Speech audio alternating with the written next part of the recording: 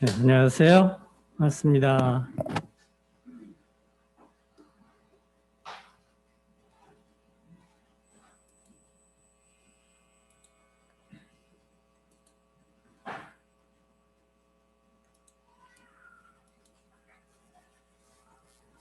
네, 화면 다 보이시나요? 네. 예, 목소리를 온라인으로 참여하시는 분들 잘 들리시나요? 예. 네, 오늘은 하나님의 건축 8과 가인과 아벨의 제사에 대해서 함께 보도록 하겠습니다. 먼저 하나님의 말씀을 한번 창세기 4장을 보도록 하겠습니다.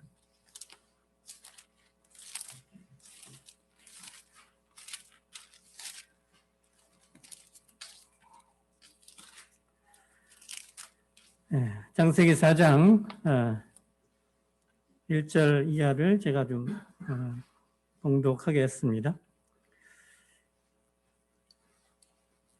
아담이 그 아내 하와와 동침하매 하와가 임신하여 가인을 낳고 이르되 내가 여호와로 말미암아 득남하였다 하니라. 그가 또 가인의 아우 아벨을 낳았는데 아벨은 양치는 자였고 가인은 농사하는 자였더라. 세월이 지난 후에 가인은 이 땅의 소산으로 제물을 삼아 여호와께 드렸고 아벨은 자기 대왕의 첫 새끼와 그 기름으로 드렸더니 여호와께서 아벨과 그의 제물은 받으셨으나 가인과 그의 제물은 받지 아니하신지라. 가인이 몹시 분하여 안색이 변하니 여호와께서 가인에게 이르시되 내가 분하여함은 어찌 됨이며 안색이 변함은 어찌 됨이냐. 내가 선을 행하면 어찌 낯을 들지 못하겠느냐. 선을 행하지 아니하면 죄가 문에 엎드려 있느니라. 죄가 너를 원하나 너는 죄를 다스릴지니라. 가인이 그 아우 아벨에게 말하고 그들이 들에 있을 때 가인이 그 아우 아벨을 쳐 죽이니라. 지난 시간에 그 하나님의 심판에 대해서 사람의 범죄와 하나님의 심판에 대해서 말씀을 나눴었는데 이제 하나님께서 심판 이후에 이제 가인과 아벨을 통해서 하나님께 나아가는 이 법을 저희들에게 제시해 주시고 있는 것을 보게 됩니다. 참 하나님께서 범죄한 인생을 내버려 두지 아니하시고 다시금 그 아담과 하와에게 가죽옷을 지어 입히셨다는 것을 우리가 지난 시간에 배웠었는데요. 바로 그 가죽옷의 의미가 어떠한 의미를 담고 있는지를 오늘 가인과 아벨의 제사를 통해서 다시금 이제 보여주시게 됩니다. 오늘 배울 가인과 아벨의 제사에서의 그 중요 논점을 좀 살펴보면요.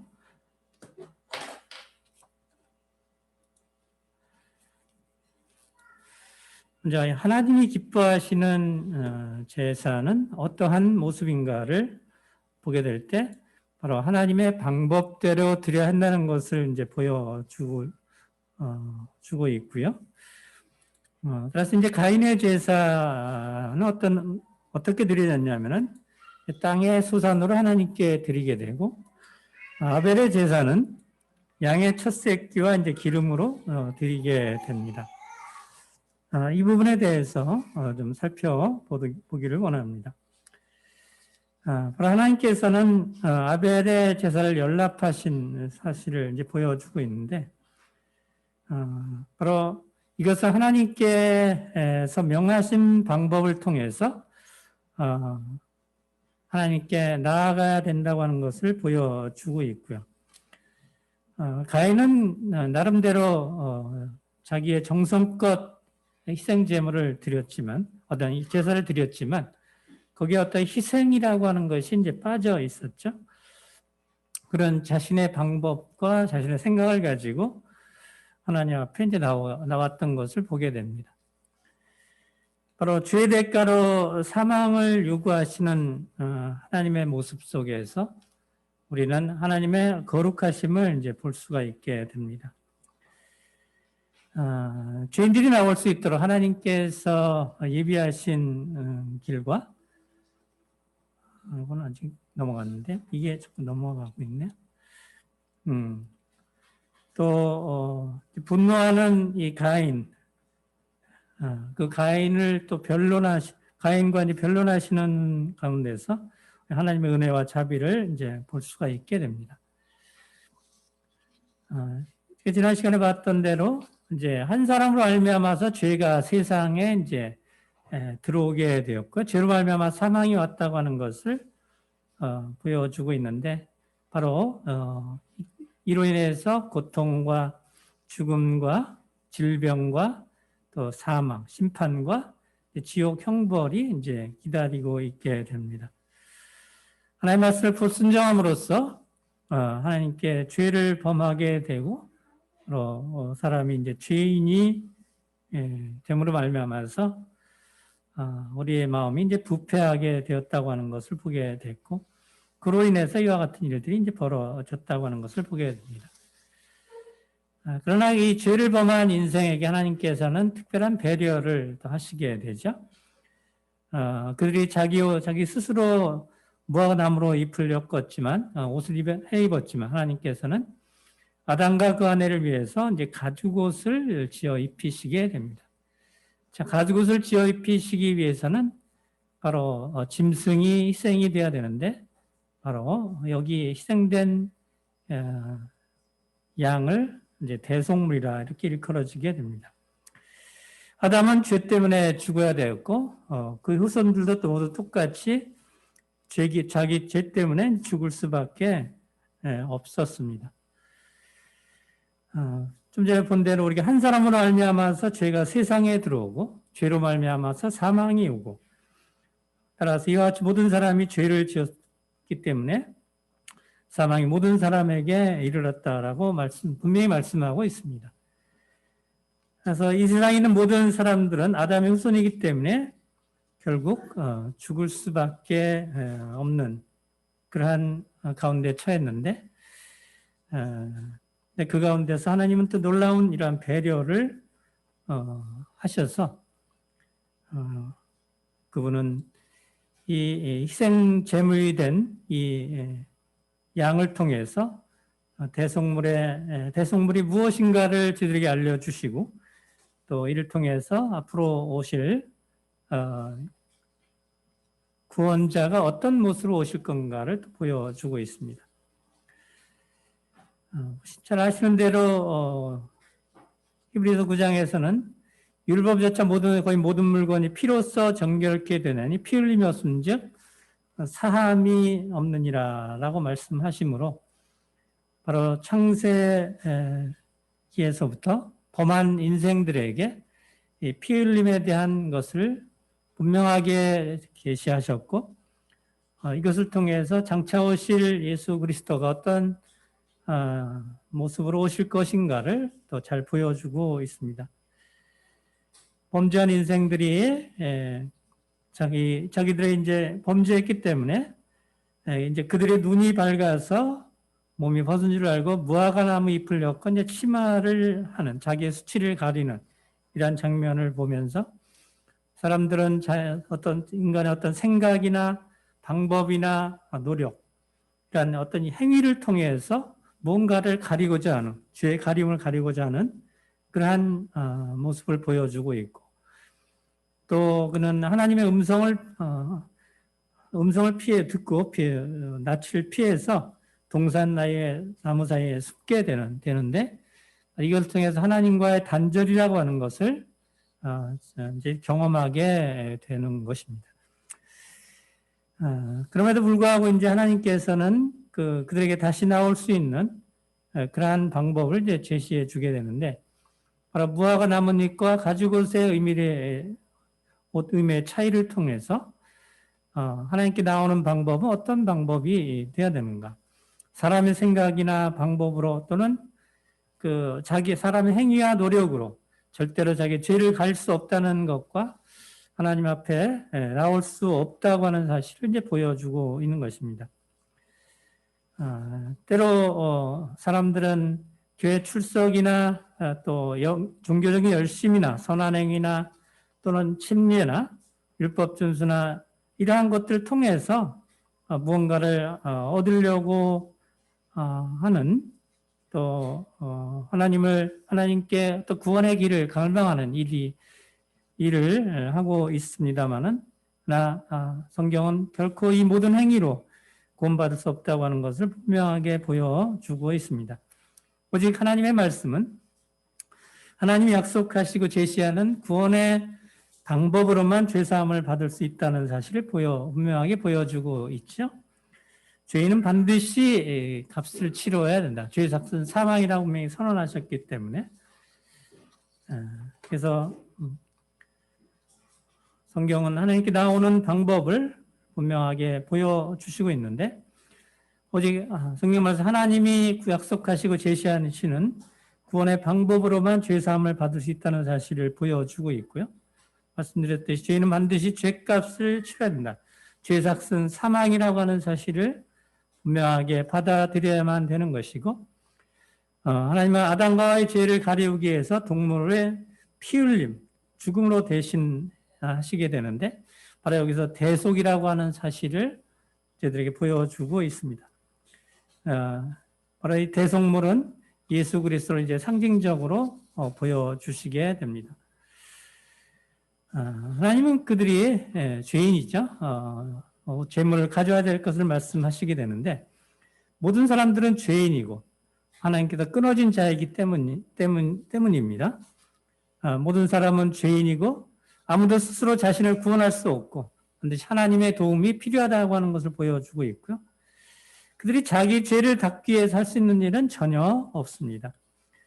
아담과 하와가 자신의 어떤 노력을 가지고 가리움을 하려고 했지만 그러나 그것은 일시적인 것이었으며 영원히 가릴 수는 없었다고 하는 것을 잘 보여주고 있고요. 그래서 하나님께서는 그들을 사랑하셨기 때문에 바로 하나님의 모양은 형상대로 피조되었기 때문에 하나님께서는 그 길을 또 만들어 주시게 됩니다. 하나님은 이 길은 하나님의 방법이고 어느 누구도 하나님께 나오는 길을 만들 수 없습니다. 오직 하나님만이 그 길을 제시하시게 됩니다. 하나님께서 아담과 하와에게 가죽옷을 지어 입히심을 통해서 하나님께 나오는 방법을 가르쳐 주었을 것이고 아담과 하와도 반드시 그렇게 했으며 그의 아들들에게도 그와 같은 것을 분명하게 가르쳐 주었을 것입니다. 그래서 하나님께 나아갈 때서 반드시 그 짐승을 죽이고 그 피를 가져와야 되는 것이 그 가죽옷에 가서 이치에 입히신 것을 통해서 분명하게 제시하셨던 것입니다. 레위기 17장에 보면은 육체의 생명은 피에 있다고 분명히 말씀하셨고요. 따라서 피가 죄를 속한다라고 말씀하셨습니다. 또 히브리서 9장 22절에도 율법 따라 거의 묻은 물과의 피로써 정결하게 되느니 피 흘림이 없은즉 죄사함이 없느니라 분명하게 말씀하셨습니다. 짐승과 양의 피가 실제로 죄의 대가가 되지 못하지만 그러나 하나님은 그들이 죄의 대가가 사망임을 이걸 통해서 가르치시고자 하셨던 것입니다.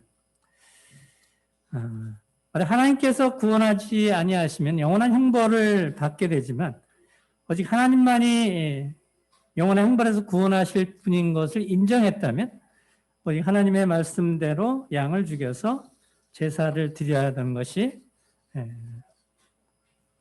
지극히 합당한 것이라고 하는 것을 보게 되는 것입니다.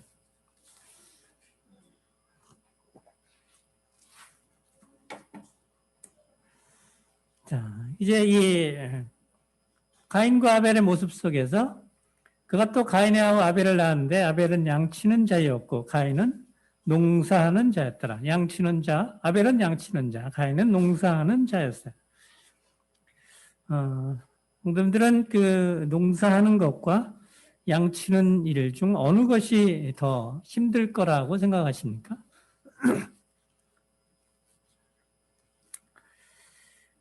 저는 이제 농사도 뭐 별로 접은 사람도 아니고, 양도 쳐본 사람은 아닙니다만은, 양치는 사람을 좀 보긴 했고요. TV에서도.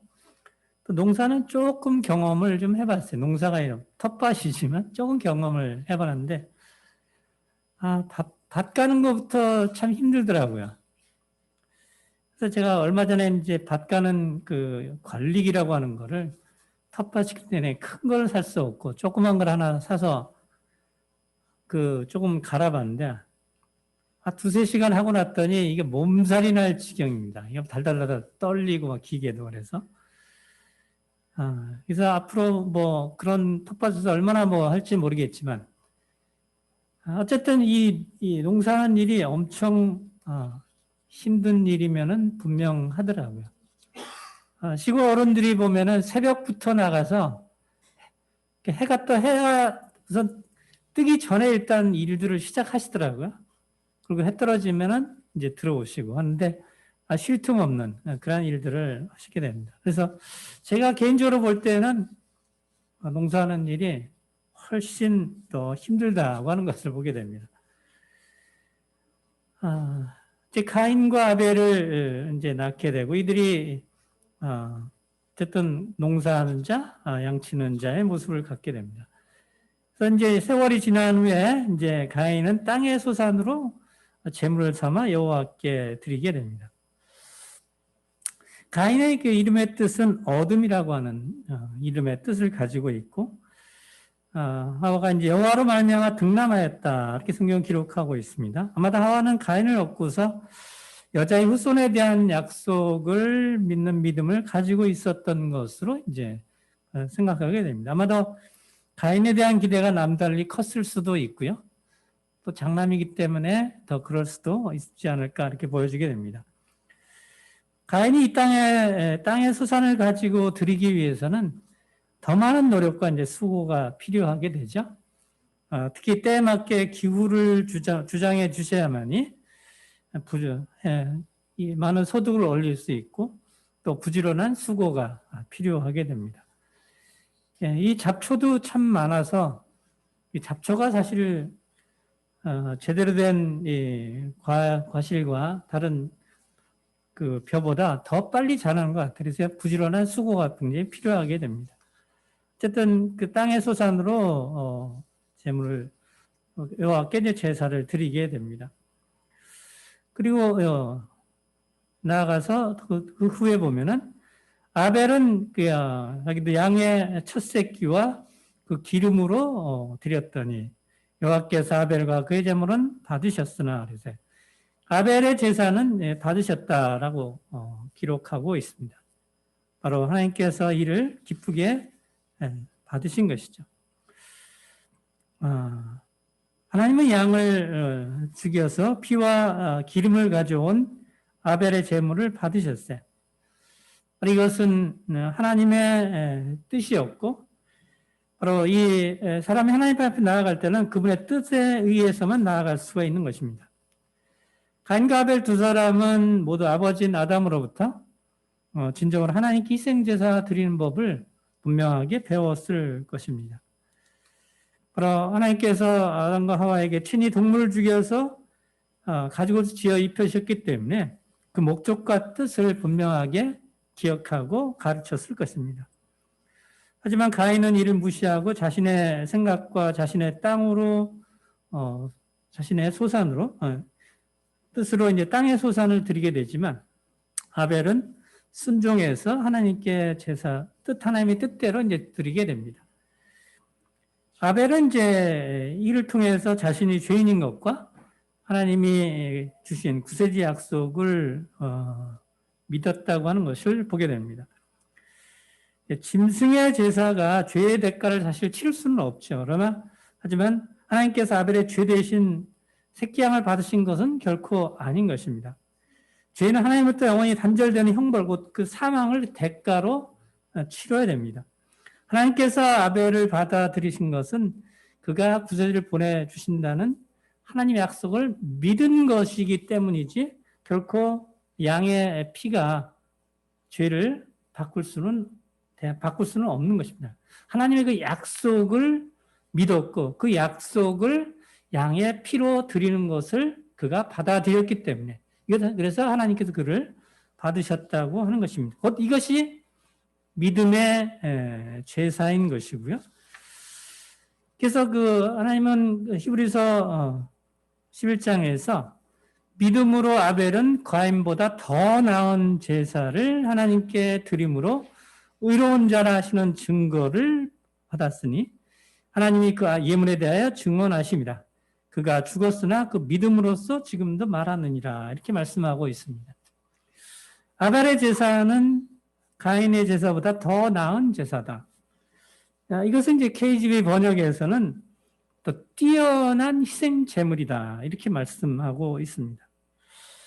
그래서 이 일을 통해서 아벨은 믿음의 사람이었음을 이제 보여주고 있는 것이죠.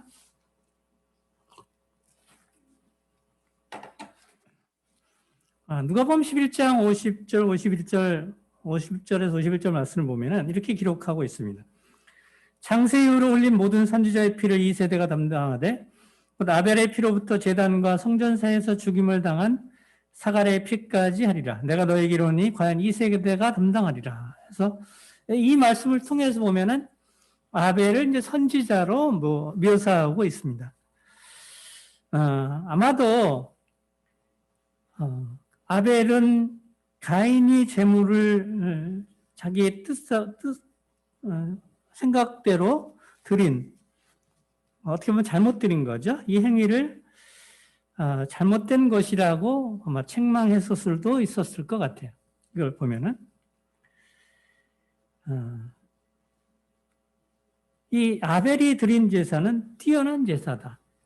사실 어떤 면에서 땅의 소산과 양의 기름과 양의 피와 기름을 드리는 것은 외현상으로 볼 때 더 화려하고 더 멋있는 제사는 땅의 소산이지 않을까. 왜냐하면 땅의 소산은 온갖 그 풍성한 이런 모습들을 보여주고 있고요. 또 화려한 것도 참 많이 있습니다.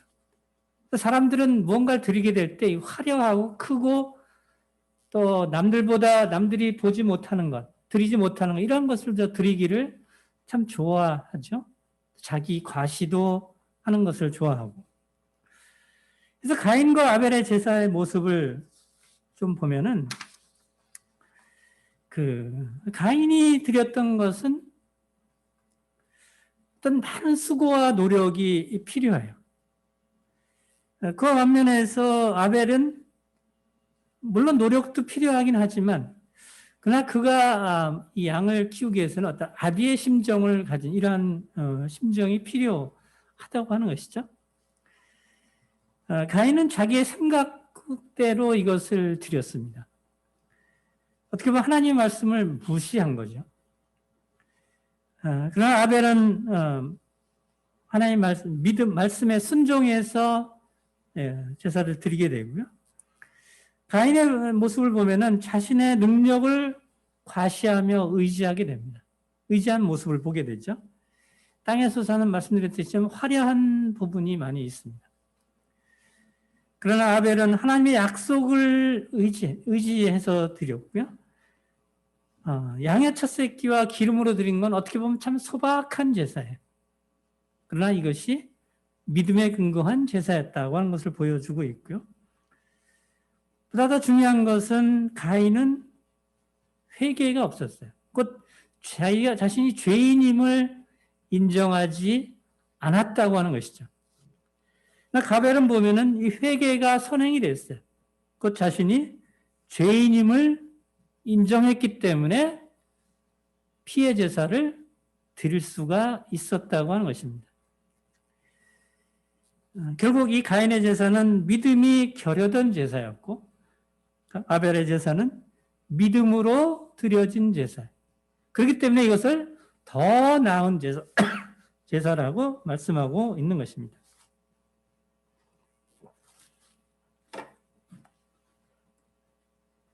이 가인의 제사는 가인과 그의 제물은 받지 아니하신지라 가인이 몹시 분하여 안색이 변했다. 이렇게 이렇게 기록하고 있습니다. 그래서 이 받지 아니했기 때문에 그는 몹시 분해하는 모습을 보게 되는데 경작한 곡식을 가지고 자기 생각대로 제사를 드린 가인은 거절당하게 되고 먼저 아벨의 제사에 연락되게 되었는데 바로 하나님의 방법 대신 자신의 방법으로 나왔기 때문에 하나님께서 가인의 제물을 받지 않으셨던 것입니다. 하나님께서 가인의 제물을 받지 않으신 이유가 가인이 아벨보다 더 큰 죄인이 아니라 더 많은 죄를 지은 죄인이기 때문이 아니라 믿음이 없었기 때문에 믿음으로 드리지 아니했기 때문에 하나님께서는 그의 제사를 받지 아니하셨다는 것을 가르쳐주고 있는 것입니다. 히브리서 11장 6절에 보면 하나님께 믿음이 없이는 하나님을 기쁘시게 하지 못하나니 하나님께 나오는 자는 반드시 그가 계신 것과 또한 그가 자기를 찾는 자들에게 상 주시는 이심을 믿어야 할지니라 이렇게 말씀하셨습니다. 바로 믿음이 결여된 모든 것들 다 하나님을 기쁘시게 하지 못한다는 것을 분명히 말씀해 주시고 있고요. 가인은 그러하기 때문에 자신이 하나님 앞에 죄인이라는 사실을 인정하지 않았어요. 곧 그는 희생제물을 드리는 것을 분명하게 하나님은 아담과 하와에게 이것을 분명히 가르쳐 주셨어요. 그렇다면 아담과 하와가 이것을 가인과 아벨에게 가르쳐 주지 않았을까요? 아벨은 그렇다면 그건 저절로 혼자서 이것을 알 수 있었을까요?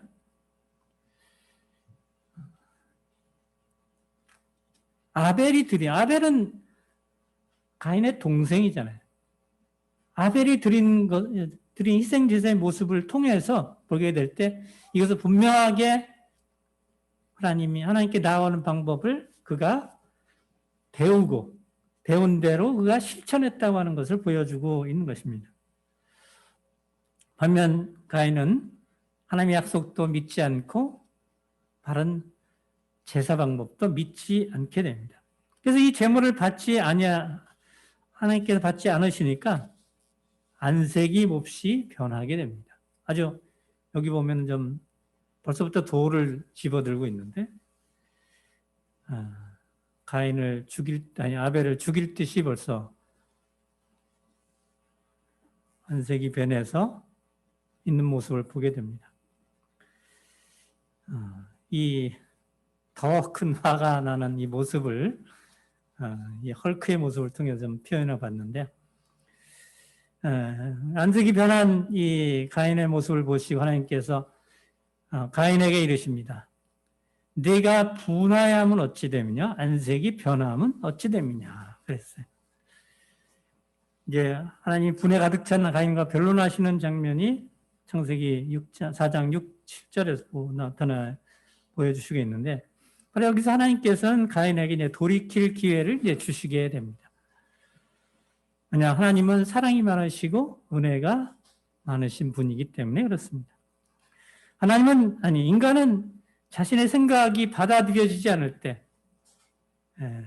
분해하고 안색이 변하게 됩니다. 이 안색이 변한다는 것은 화가 났다는 것을 의미해 주고 있죠. 근데 성도님들은 자신의 생각이 받아들여지지 않으면 그렇구나 이렇게 생각하십니까? 아니면 어떻게 됩니까?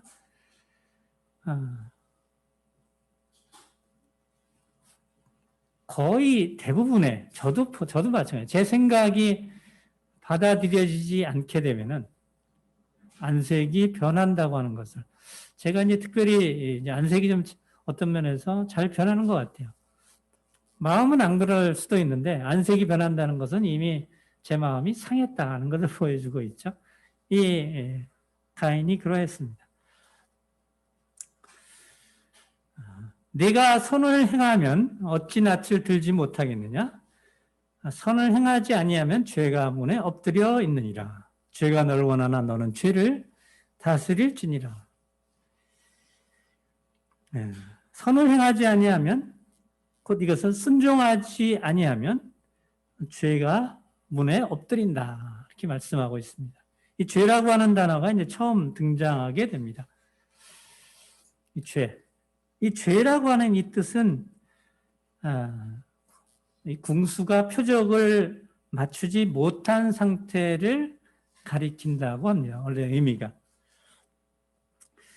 바로 이걸 통해 성경적인 이 죄의 개념은 하나님의 뜻에서 빗나간 인간의 모든 행동이나 마음 상태를 가리켜 주는 것이죠. 한문으로 또 이 죄를 안일빗자로 쓰게 되는데 이것을 하나님이 보시기에 아닌 것은 다 죄다 하는 것을 말씀해 주고 있습니다. 그래서 죄가 문에 엎드린다고 하는 것은 이 죄를 사나운 맹수의 모습으로 묘사해 주고 있는 것이죠. 그러니까 죄가 너를 원한다. 곧 죄가 가인을 이제 호시탐탐 노리는 것을 보여주고 있습니다. 그렇지만 너는 죄를 다스릴지니라 이렇게 말씀하셨어요. 바로 이 화와 분을 사귀고 다스려야 된다고 하는 것이죠. 내가 분내는 대로 화가 나는 대로 행동하면은 앞에 아무도 보이질 않습니다. 무조건 막 어떤 행동들을 하게 되어 있죠. 그러나 너는 죄를 다스리라 이렇게 말씀하고 있습니다. 그런 것을 다 사귀고 왜 화를 내야 되는지를 돌이켜봐야 되는 것입니다. 베드로전서 5장 8절에 보면은 근신하라 깨어라 너희 대장 마귀가 우는 사장같이 두루 다니며 삼킬 자를 찾는다 그랬어요. 사단은 지금도 이 삼킬 자를 찾고 있고 바로 가인이 여기에 딱 걸려 들었던 것이죠. 비록 가인이 하나님 방법대로 따르지 않고 하나님을 믿지 않고 자기 방법대로 행했을지라도 사랑이 많으신 하나님께서 자비하신 그분께서 가인을 옳은 길로 돌아오게 하시려고 이렇게 변론해 주시고 있는 것입니다. 하나님은 가인이 이것을 알아차리고 아벨처럼 하나님의 약속을 믿고 피해 제사를 드리기를 원하셨던 것입니다. 바로 그가 하나님의 약속을 믿는다면 그 역시 하나님께 다시 받아들여졌을 것입니다. 그러나 이 가인은 이 화를 새기질 못했어요. 참지를 못했어요. 이걸 통해서 가인은 굉장히 자기 중심적이고 자기 과시가 심한 사람이고 그만큼 이 오만한 제 모습이 아니었나 이렇게 보여지게 됩니다. 죄가 문에 엎드려 있느니라 죄가 너를 원하는 죄를 다스릴지니라라고 하나님께서 말씀하셨건만 이 가인은 그러하지를 못했어요. 그래서 가인이 그의 아우 아벨에게 말하고 그들이 들에 있을 때 가인이 그의 아우 아벨을 쳐 죽이니라 그랬어요. 사실 자기 동생을 돌로 쳐 죽인다고 하는 것이 참 어떻게 이런 일이 있을 수 있을까라고 생각이 됩니다만은 그 마음 가운데 이미 하나님이 계시지 아니하고 자기의 어떤 생각으로 가득 찬 그러니까 죄로 가득 찬 거죠. 이 가인에게는 이제 보이는 게 없었던 것입니다. 바로 가인이 하나님을 거역하고 시기해서 아벨을 죽이게 되는데 바로 사단은 하나님과 사람을 미워하기 때문에 시기하는 생각을 가인의 마음 가운데 계속 불어넣어 주었던 것입니다. 그의 생각 속으로 역사하는 이 사단의 계계를 가인은 뿌리치지를 못했던 것이죠. 가룟 유다도 그러했잖아요. 가룟 유다 3년간이나 우리 주님을 따라다녔던 자였지만 그러나 사단이 예수를 팔려는 생각을 그의 머릿속으로 집어넣었을 때 그걸 뿌리치지를 못했어요. 우리의 삶에서도 마찬가지인 것 같아요. 어떤 좋지 않은 생각들이 이 머릿속에 들어오게 될 때가 한두 번이 아닌 것입니다. 때로는 뭐 교회 가기 싫어하는 마음도 있을 수 있죠. 혹시 오늘도 함께 교회 오는 거를 오늘은 좀 집에서 온라인으로 참여해 볼까 라는 유혹을 가지신 성도님들 없으셨나요?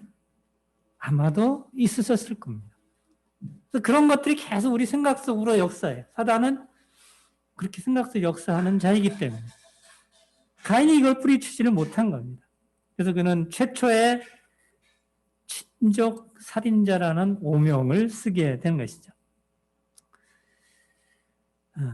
성경은 그래서 가인이 악한 자고 사단에게 속해서 그 아우를 죽였다고 가르쳐 주고 있는데 이것이 요한일서 3장 12절에 가인같이 하지 말라. 그는 악한 자에게 속하여 그 아우를 죽였으니 어떤 이유로 죽였느냐?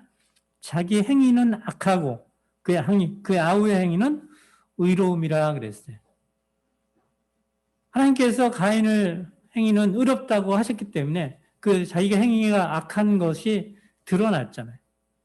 드러났으면은 이것을 왜 이렇게 되었을까라고 생각해 보면 되는데 그 악한 모습이 선한 행위를 한 아벨을 미워하고 시기하게 되는 것입니다. 이것은 그리스도 안에 있는 분들에게도 마찬가지예요. 우리 그리스도 안에서 경건하게 살고자 하는 자는 핍박을 받는다 그랬어요. 그래서 제 마음 가운데 그런 악한 마음이 있으면 경건한 그 모습을 가진 자들을 싫어하는 것이 있다고 하는 것이죠. 로마서 1장 28절에 보면 마음에 하나님 두기를 싫어하는 자의 마음 가운데 있는 내용을 보면은 불의, 추악, 탐욕, 악의가 가득하다 그랬어요. 또 시기, 살인, 분쟁, 사기, 악독이 가득하다 그랬어요. 그래서 그 마음 가운데 하나님 두기를 싫어하는 자들, 어떻게 보면 육신적인 자들이죠. 하나님을 모르는 자들, 구원받지 못한 자들.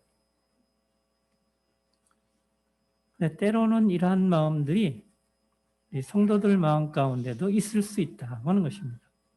그냥 너무 하나님에 대한 이 관점을 또 다르게 막 생각을 할 때도 있고요. 때때로 가인 같은 이런 마음을 가질 때도 우리 마음 가운데도 있다고 하는 것을 종종 생각해 보게 됩니다. 바로 그것은 우리의 마음이 하나님으로부터 멀어졌을 때 이러한 마음이 되게 되는데 좀 전에 읽었지만 요한 3장 12절에 가인같이 하지 말라. 그는 악한 자에게 속해 그 아우를 죽였으니 어떤 이유로 죽였느냐? 자기 행위는 악하고 그 아우의 행위는 의로움이라 그랬어요.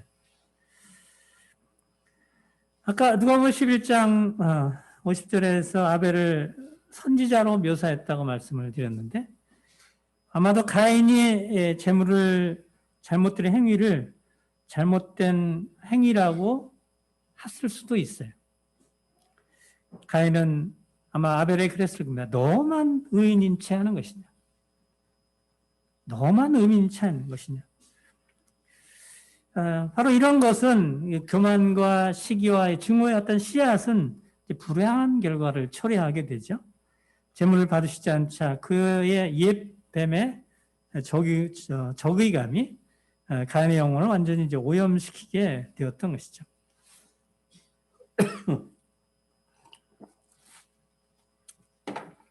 아마 가인은 아벨에게 말했다는 그 구절을 통해서 아벨과 논쟁을 했을 수도 있었을 것입니다. 논쟁이 치열해지면서 급기야 이제 동생을 돌로 쳐 죽이고 그 분노는 아벨의 피가 흘려들 때까지 쉬지를 않게 됩니다. 아마 극렬한 분노가 가인에게 있었다고 하는 것을 보게 되는데 종종 우리도 이러한 분노 가운데 노출될 때가 있어요. 그 분노가 노출될 때 우리는 그것을 죄가 문에 엎드리는 그 형상을 기억하면서 너를 죄를 다스릴지니라 하는 그 말씀을 기억을 해야 될 것입니다. 그러자 하나님께서 이제 가인에게 이르십니다. 내 아우 아벨이 어디 있느냐? 하나님께서 그를 찾으시게 됩니다. 그러자 그가 이르되 내가 알지 못하나이다. 내가 내 아우를 지키는 자니까 그랬어요.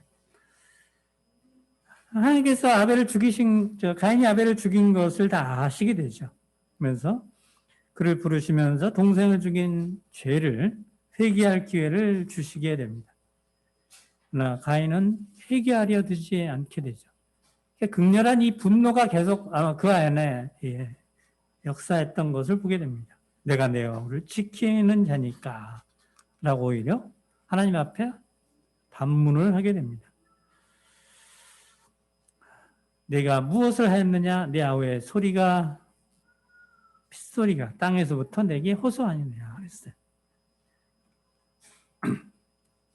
모두가 하나님께서 알고 계시다는 것을 분명하게 보여주고 있죠. 이제 하나님께서 그에게 돌이키지 않는 그에게 심판을 이제 말씀하고 있는데 땅이 그 입을 벌려 내 손에서부터 내 아우의 피를 받았으면 내가 땅에서 저주를 받으리니 그랬어요. 내가 밭을 갈아도 땅이 다시는 회력을 내가 주지 아니할 것이요 너는 땅에서 피하며 유리하는 자가 되리라 그랬어요. 이제 가인은 심판을 받고 쫓기는 자가 되게 되는데 하나님의 죄에 대한 이 대가를 반드시 요구를 하신다는 사실을 보여주고 있습니다. 바로 이것은 다른 사람에 대한 죄는 바로 하나님께 대한 죄이기 때문에 그렇습니다. 하나님 모든 사람을 지으신 창조주이시기 때문에 말이나 행위로 다른 사람을 해치는 것은 곧 그를 지으신 하나님을 해치는 것과 같다고 하는 것입니다. 그래서 하나님은 이 죄에 대한 대가는 반드시 요구를 하신다. 그래서 로마서 6장에도 죄의 삭은 사망이라고 분명히 선언하셨습니다. 그러니까 창세기 4장 13절에 보면 가인이 여호와께 이르되 내 죄벌이 지기가 너무 무거우니이다 그랬어요. 너는 땅에서 피하면 유리한 자가 되리라고 하니까 언뜻 자기 죄를 뉘우치는 것 같이 하지만 그가 어느 정도 슬퍼하긴 했지만 그러나 진정한 회개의 모습은 그가 도리하지 않았던 것으로 보이게 됩니다. 그래서 결국 그는 유리하는 자가 될 수밖에 없었는데 그 후에 이제 가인의 후손의 모습을 보면은 여러분들 표도 보셨지만 가인의 후손은 에녹, 이랏, 우야엘, 무드사엘을 낳고 특히 그 후에 이제 라멕은 아다와 셀라라는 두 아내를 통해서 유발과 두발가인과 나아마라는 사람을 낳게 되는데 이 후에 이들이 보면 야발은 목축업자, 또 나아마는 애교나 쾌락가, 두발가인은 철공업자, 유발은 음악가 보게 됩니다. 이렇게 태어난 후손들을 보면은 바로 그들 물질주의로 가득 찬 이 사람들의 모습을 보게 되고요. 그들 하나님께 관심도 돌아갈 마음도 갖지 않고 사단을 따르게 됩니다. 바로 가인의 후손들은 이제 그 가인을 본보기로 해서 하나님을 모시지 않고 그 대신 그들은 자기의 삶을 이제 물질적인 것으로 이제 가득 채우게 됩니다. 바로 고시를 건설하고 가축을 기르고 또 각종 연장과 악기를 만들고 근데 이 물질 자체가 잘못된 것은 아니에요. 그러나 이것을 어떻게 사용하는가 또 무엇을 위해 사용하는가가 아주 중요하다고 하는 것을 보게 됩니다. 특히 이제 두발가인 같은 사람은 이 철공업자인데 아주 날카로운 이 병기들을 만드는데 아주 특별한 재주를 가진 이러한 자인 것을 이제 보게 됩니다. 그래서 이 많은 사람들을 살상으로 몰아넣게 되었던 것이죠. 이때 벌써 이러한 사람들이 태어났던 것을 보게 될 때 홍수 이전의 사람들이 원신이다라고 얘기할 수 없는 것입니다. 이미 그 당시에 이러한 기술들이 많이 발전돼 있었다고 하는 것을 보여주고 있죠. 이걸 통해서 참 하나님은 가인의 잘못을 지적하시면서 돌아서기를 원했지만 돌아서지 않는 그 가인의 마음은 계속 그 후손들에게 이와 같이 이어졌다고 하는 것을 보게 됩니다. 이제 창세기 5장에 보면 이제 셋의 후손에 대해서 쭉 나오게 되는데, 네. 하나님께서 아벨 대신 이제 셋을 이제 주시면서 셋은 대신 둠이라는 뜻을 갖고 있습니다. 그래서 하나님은 신실하시며 변함이 없으신 분이기 때문에 그래서 하나님은 사단에게 구세주를 그런 약속을 이제 성실히 이루고 계시는 것이죠. 이 구세주는 사실은 하나님 믿었던 아벨의 계보를 따라서 오셔야 되었지만 사단은 가인으로 하여금 아벨을 죽이게 만들었어요. 그래서 이 사단은 구세주를 보내시려는 하나님의 계획을 온갖 수단을 통해서 다 방해한다고 하는 것을 보여주고 있죠.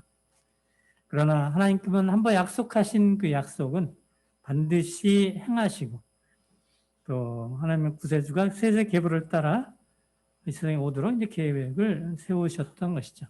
셋은 셋도 마찬가지로 하나님과 단절된 죄인인 것은 맞지만 아벨처럼 구원자 하나님을 믿었는데 셋이 이제 창세기 4장 26절에 보면 셋도 아들을 낳고 그의 이름을 에노스라 하였으며 그때 사람들이 비로소 여호와의 이름을 불렀더라라는 것을 통해서 에노스는 사람, 이제 인류, 맨카인드라는 뜻을 가지고 있어요. 그래서 하나님을 믿고 하나님을 그때 이제 그들이 하나님의 이름을 여호와의 이름을 이제 부르는 것을 통해서 그가 믿는 자였다고 하는 것을 잘 보여주고 있는 것입니다.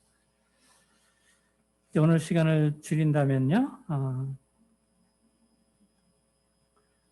이제 하나님이 기뻐하는 제사는 어떤 제사였는가? 그것은 하나님의 뜻대로 드려야 된다. 곧 피 흘림과 이 죽음, 사람의 뜻대로 드리는 것을 결코 받지 아니하신다는 것을 잘 보여주고 있고요. 하나님은 자신의 어떤 능력을 과시하면서 드리는 이런 화려한 제사를 원하시지 않고 오직 소박하지만 하나님의 뜻대로 그 약속대로 말씀대로 드려지는 제사를 원하신다는 것을 보여주고 있습니다. 하나님은 하나님의 말씀에 불순종하는 자들을 거절하신다는 것.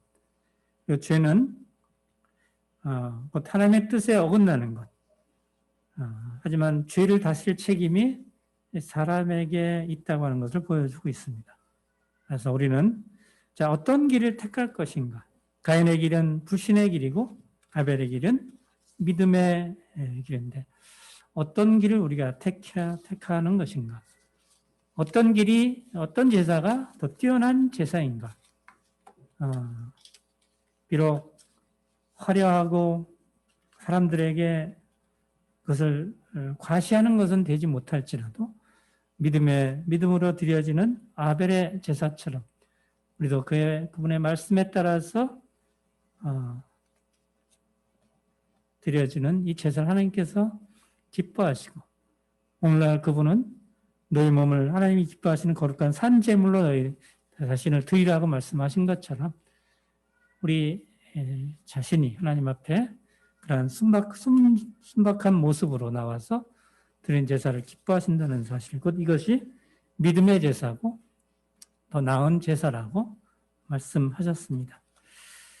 오늘 여기까지 줄이도록 하고요. 이제 다음 주 수요일에는 노아의 방주 사건을 좀 보도록 하겠습니다. 노아의 방주 사건이 좀 길어서 한번 시간에 될는지 안 될는지는 잘 모르겠지만 가급적 한 시간에 한번 해보고요. 안 되면 좀 나눠서 해보도록 하겠습니다. 네, 기도하시고 오늘 시간을 줄이도록 하겠습니다.